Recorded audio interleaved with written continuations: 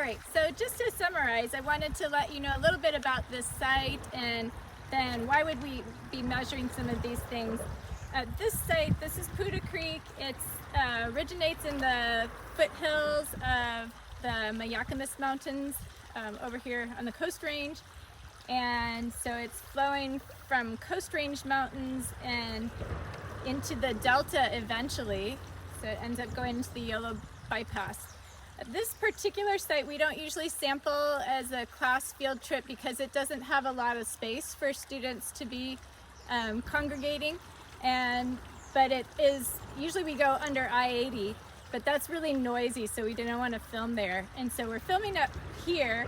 And when I've done samples before, this site and the I-80 site usually have about the same water chemistry, so it'll be a good substitute for numbers because we've been getting data from Poudre Creek for about 9 years now, so we've got a lot of data that we can use. So we've got a long-term set that we can look at, and you'll be using that for your homework.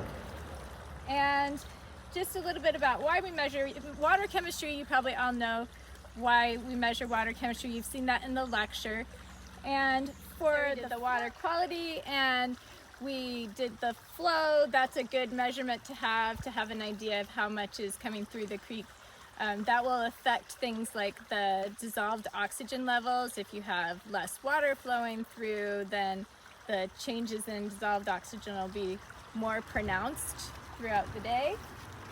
And we also measured the pebble count. The pebble count is something that there's kind of two things you can use it for. One is looking at the dynamics of the system, how things are changing, and that's something that's kind of out of my field of expertise. But the other thing that it's useful for is for habitat, for fish and for other organisms. So salmon in particular have some very they have a range of pebble sizes that they like the best. So you can take a look and see what the pebble size of your stream reach is, and that can give you an idea of how good it is for salmon habitat or other fish habitat.